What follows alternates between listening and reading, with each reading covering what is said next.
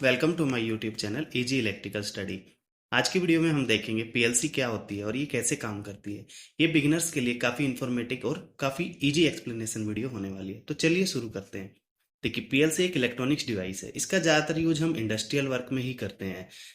हमें पीएलसी की जरूरत क्यों पड़ी? देखिए, कोई भी काम जो हम मैनुअल करते हैं, देखिए जब भी हमें उसको ऑटोमेशन पे करना होता है तो हमें पीएलसी की रिक्वायरमेंट पड़ती है। पीएलसी रोबोटिक्स में वर्क कैसे करेगी, तो चलिए जान लेते हैं। देखिए, जो भी रोबोटिक्स की डिफरेंट डिफरेंट पोजीशंस है जिसपे वो वर्क कर, उसको कंट्रोल करने के लिए हमें डिफरेंट टाइप के सिग्नल्स उसको प्रोवाइड करवाने पड़ेंगे, यानी जिसको हम इंस्ट्रक्शंस भी बोल सकते हैं। अब ये इंस्ट्रक्शन डायरेक्ट अगर हम मैनुअली करेंगे और इतनी डिफरेंट टाइप की इंस्ट्रक्शन को मैनुअली करना इम्पॉसिबल है, तो इसी के लिए हमें पीएलसी की रिक्वायरमेंट होती है।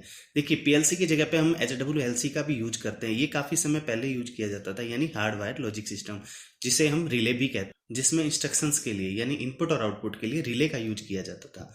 बट इसके कुछ ड्रॉबैक्स है। अगर हम रिलेज का यूज करते हैं तो हमारा जो पैनल है काफ़ी बल्की हो जाता है। वहीं साथ के साथ इसकी जो वायरिंग है वो काफ़ी कॉम्प्लेक्स हो जाती है। जब इस पे वर्क करते हैं तो बहुत ज़्यादा टाइम लेता है इसको इंस्टॉल करने में या इसकी कमीशनिंग करने में। इसलिए हम रिले की, जो हमारी रिले होती है यानी हार्डवायर लॉजिक सिस्टम बोलते हैं, उसकी जगह पे हम पीएलसी का यूज करते हैं। ये पीएलसी के कुछ इंटरनल मॉड्यूल्स है, जिसमें फर्स्ट हमारी आती है पावर सप्लाई, जो कि हमारे पूरी यूनिट को पावर सप्लाई प्रोवाइड करती है, यानी जो रिक्वायर्ड पावर होती है उसको वर्क करने के लिए। सेकंड हमारी यूनिट आती है इनपुट यूनिट। इनपुट यूनिट का क्या काम होता है? जो भी हम इंस्ट्रक्शंस देते हैं किसी को, वो सारी हमारी इनपुट मॉड्यूल में जाती है।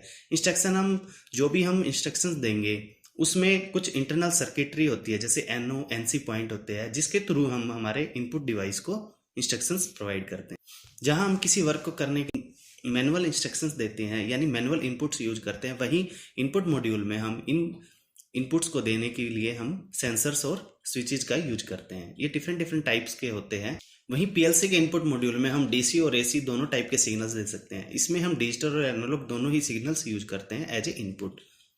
ये हमारे इनपुट मॉड्यूल का इंटरनल स्ट्रक्चर है, जिसमें आप देख सकते हो कि हम एसीबी और डीसीबी दोनों टाइप की इनपुट पावर सप्लाई यूज करते हैं हमारी किसी भी इनपुट्स को प्रोवाइड करने के लिए।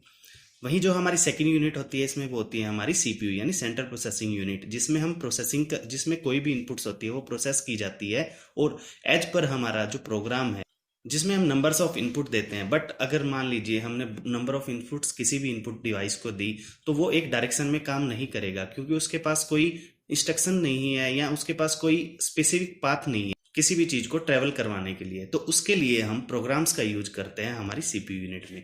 प्रोग्राम्स का क्या काम होता है? इसमें हम हमारे इंस्ट्रक्शंस यानी एज पर हमारा जो ऑपरेशन है उसके अकॉर्डिंग हम कुछ इंस्ट्रक्शंस लिखते हैं। लेकिन बट इसमें एक ट्विस्ट है। वो क्या है? कोई भी हमारी जो पीएलसी यानी मशीन होती है वो हमारी लैंग्वेज को नहीं समझ सकती। उसके लिए हमें मशीनी लैंग्वेज की रिक्वायरमेंट होती है, और ये मशीनी लैंग्वेज जो हम पीएलसी में यूज करते हैं वो डिफरेंट डिफरेंट टाइप की होती है।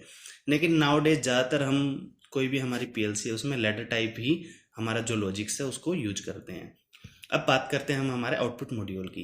जो इनपुट हमने दी किसी पीएलसी को, और वो इनपुट प्रोसेस होने के बाद जो भी हमारे इंस्ट्रक्शन है यानी जिस भी टाइप का हमने प्रोग्राम बनाया है, उसी के अकॉर्डिंग हमारी जो आउटपुट है वो फिर हमारे डिफरेंट डिफरेंट फंक्शन को वर्क करवाती है। जैसे हमने रोबोटिक्स आर्म का एग्जांपल लिया था, इसमें ये जितनी भी टाइप के आपको आउटपुट दिख रही है यानी फंक्शन दिख रहे हैं, वो सभी फिर आउटपुट द्वारा लीड किए जाते हैं। इसको हम ऐसे समझ सकते हैं, मान लीजिए हमने कोई भी मैनुअल इनपुट दी, जिसके बाद हमारे जो कॉन्टेक्टर है वो ऑपरेट हुआ और हमारी जो मोटर तक पावर सप्लाई गई और हमारी मोटर ऑपरेट हुई। अब इसी काम को हमें ऑटो में करना है, यानी ऑटोमेशन का यूज पीएलसी का यूज करके करना है। तो हम हमारे इस मैनुअल सिस्टम की जगह पे हमारी पीएलसी को ऐड कर देंगे। अब ये वर्क कैसे करेगी? मान लीजिए हमने किसी भी मैनुअल इंस्ट्रक्शन को दिया, वहीं पीएलसी में हम इस मैनुअल इंस्ट्रक्शन की बजाय हम कोई सेंसर या स्विच यूज करेंगे। मान लीजिए यहाँ पे हमने एक प्रॉक्सिमिटी स्विच यूज किया। इसको हम एक मॉडल से समझते हैं। ये हमारा कोई भी एक ऑब्जेक्ट है जिसको हमें एक कन्वेयर पे मूव कराना है। तो जैसे हम इस ऑब्जेक्ट को अपने सेंसर्स के सामने आएंगे तो ये उसको सेंस करेगा और एक सिग्नल यानी एक इनपुट हमारी पीएलसी के जो इनपुट डिवाइस है उसको प्रोवाइड करेगा।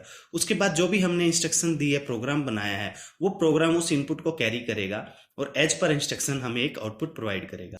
यहाँ पे जो इनपुट हम पहले मैनुअल कर रहे थे वो हम यहाँ पे सेंसर का यूज करके पीएलसी को डायरेक्ट दे रहे हैं एक ऑटोमेशन सिस्टम बनाने के लिए। जैसे हम इसको ऑटोमेशन सिस्टम में हमारी जो इनपुट जाएगी और हमारे एज पर इंस्ट्रक्शन जो हमने प्रोग्राम डाला है उसके अकॉर्डिंग जो हमारी आउटपुट आगे जनरेट होगी, जिससे हमारा जो ऑब्जेक्ट है वो कन्वेयर पे मूव करेगा। यानी जैसे हमारा ऑब्जेक्ट सेंसर्स के सामने आएगा हमारी कन्वेयर चलेगी और हमारा ऑब्जेक्ट एक पोजीशन से दूसरी पोजीशन पे मूव करेगा। उम्मीद है आज का टॉपिक आपको अच्छा लगा। अगर अच्छा लगा तो हमारी वीडियो को लाइक और शेयर कीजिए, साथ के साथ हमारे चैनल को सब्सक्राइब कीजिए।